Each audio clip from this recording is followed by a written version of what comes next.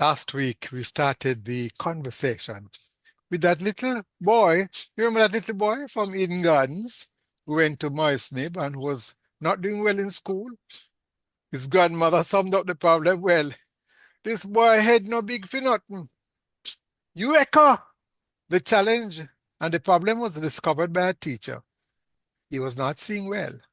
Well, he has not looked back since. That challenge was dealt with. Now he is the Honourable Professor Errol Morrison, with plenty title, but still a humble man, serving his nation. I hope the lesson learned from that is that we will be more careful, look at our children, see when something is going wrong, and have them assessed. That is very important. Right? Prof, how you My dear do? sir, in good shape, in good In shape. good shape. You all be, I think, in better shape than me. You I want to go into some details. Last week we talked about growing up in school and Excelsior and studying abroad. And there are still some Jamaicans who go abroad. But I don't know to what extent we get scholarships to go abroad. I don't know. Probably you can tell me to study like medicine or that we have a med school. I'm one who believe that getting the experience to live abroad and to study is an excellent one. Tell me, what was it like? Because in those days, as I said before, during the program last time, being black was not something to walk around. I didn't know you never have to get white out to make you look white. But what was life like in a country Uh, which was predominantly white? uh, You being a little well, black fellow. it was in two settings. First, Yes, in my clinical part of my medical training, that was 3 years in Malta.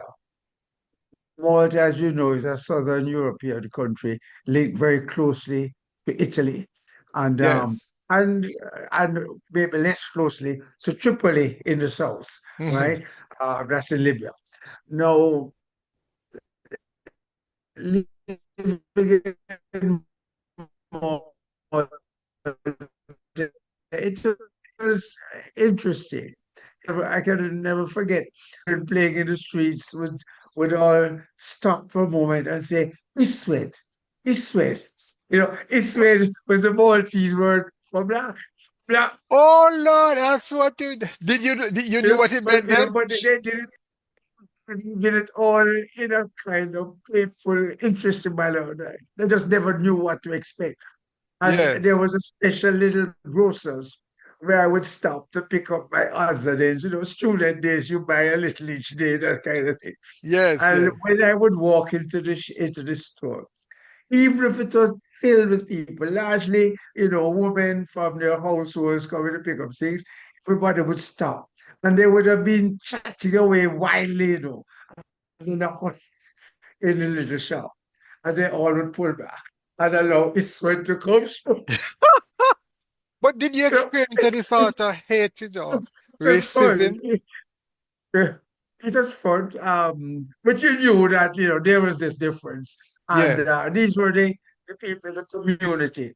In the hospital, it was, you know, quite interesting. The patients never had a problem. The first problem I had, as a black medical student was when I went to Germany, because Oh. in Malta you have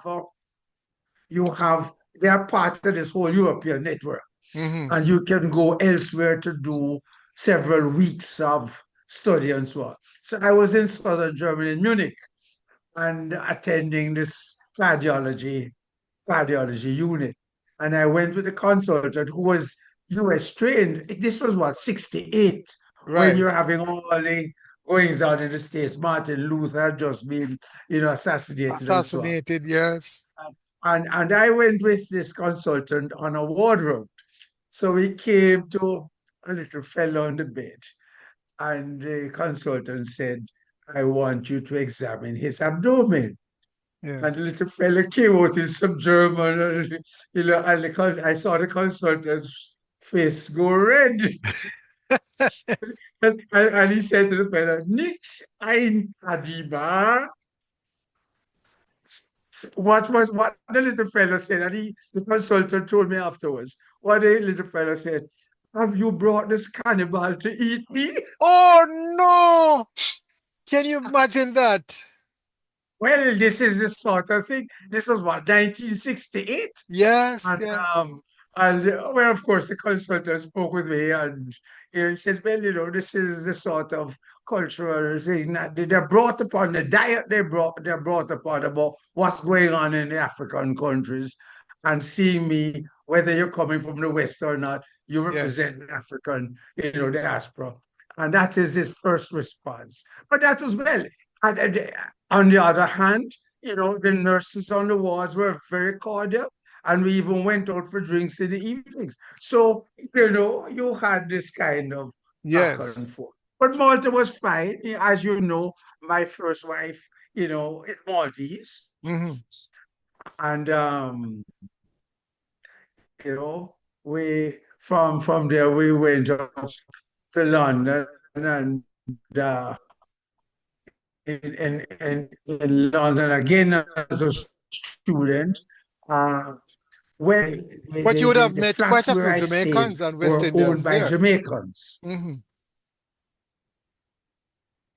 In London, yes, but they themselves were struggling to get houses and so on. And I'm a student on a Yes, student income. You couldn't afford, you know, to elevate a level of accommodation. So, yes, but it was good. We had Jamaican owners of apartments, and that went pretty smoothly. But it's interesting. Whilst there in London, and I made a number of friends in my class, and I think one fellow in particular, we got quite close, English fellow, and we're down in the locker room one day, reflecting on the party we had been to the night before. A yes. lot of the girls are just dancing and so on, and he turned to me and he said about one particular girl who we're both, dancing with. He said, "I think she prefers my jeans."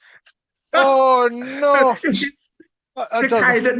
these are the kind of subtleties, Yes, yes.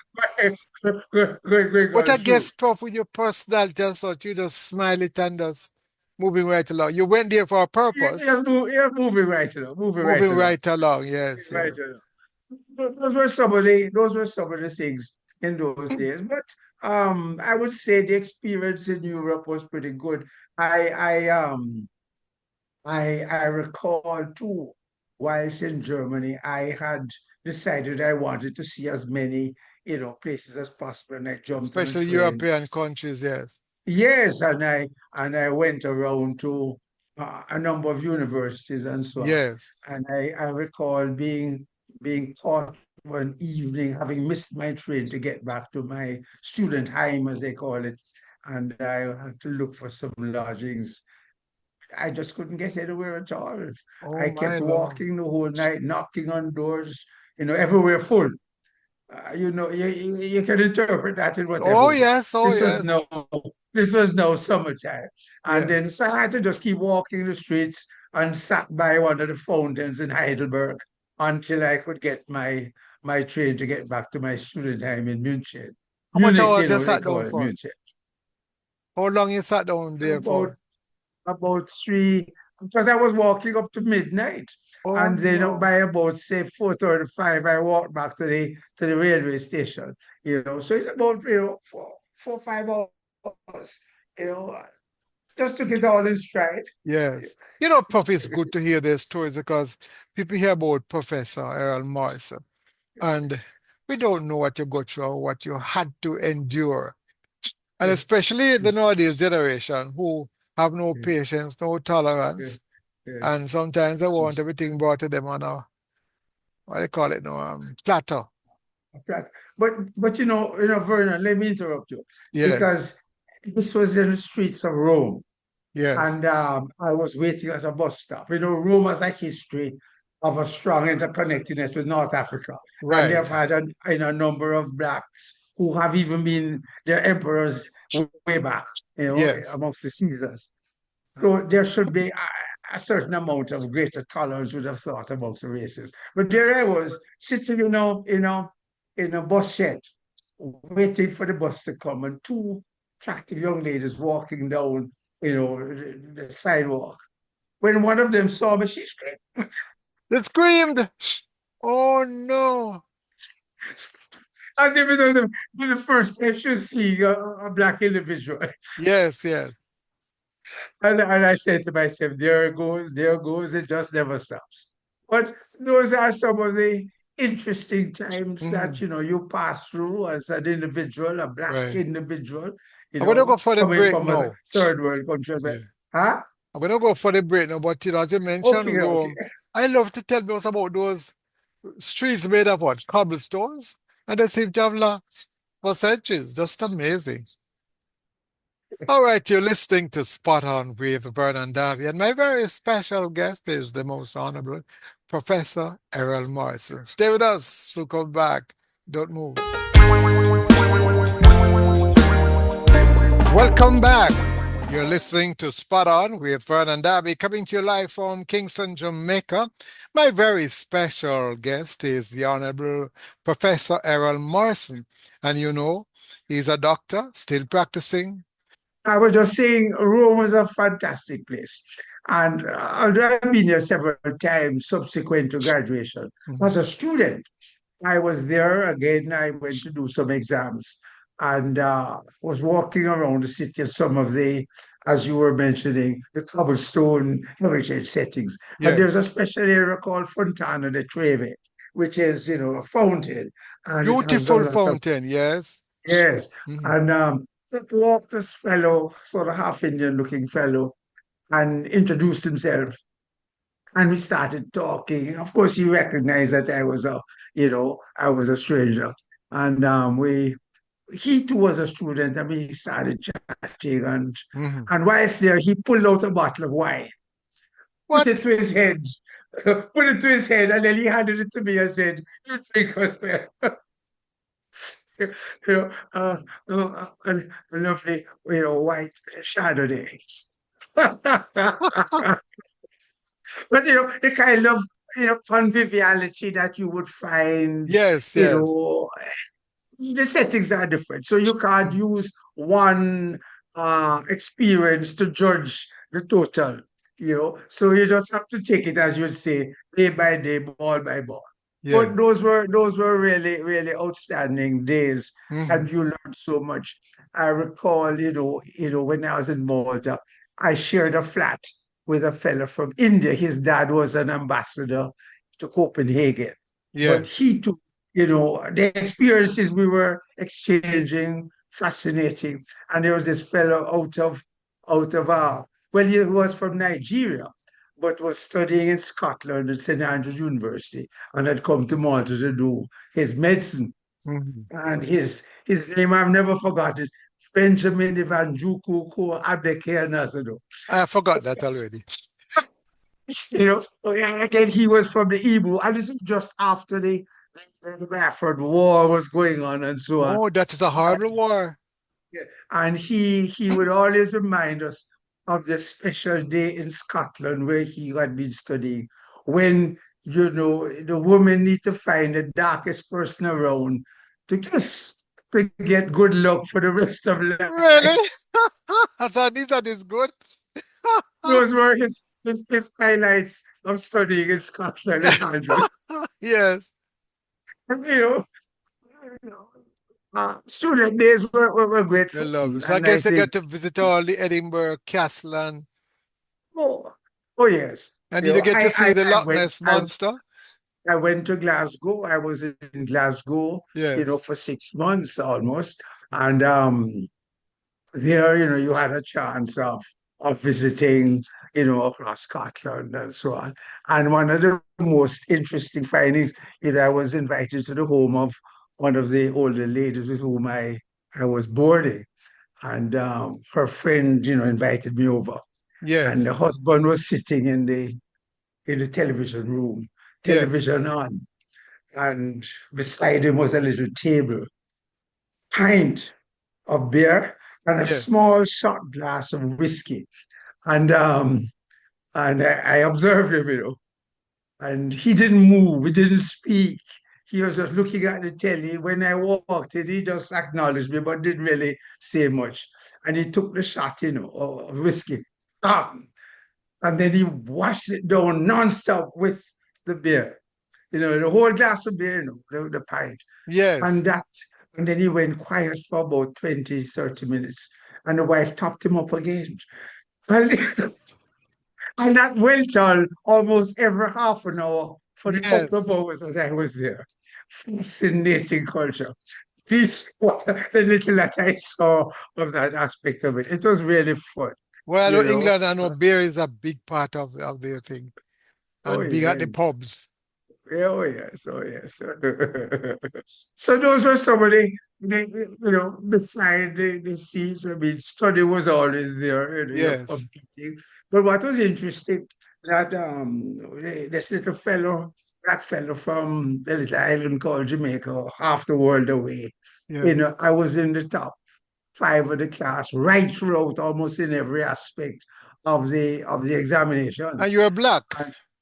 Yes, you see, and that I think they had to think on that a couple of times. Oh, and so what really was happening here. But Mhm. so it was. Similarly in London, we had that sort of interplay. Mind you, much more subtle. The Londoners are accustomed to black students, so there Mhm. wasn't much uncertainty as to how they would interact. But Mhm. we had a great time. Right. Now I know you have to leave now because I hope it's big, whoever you have to deal with, I hope it's not too serious. And I wish you all the best. I hope God give you good health and long life. So that you can enable others to live, which includes myself. Yeah. Right. And next time I'll tell you some interesting stories about patients and the problems that I've had to Oh manage. yes, that'll be interesting.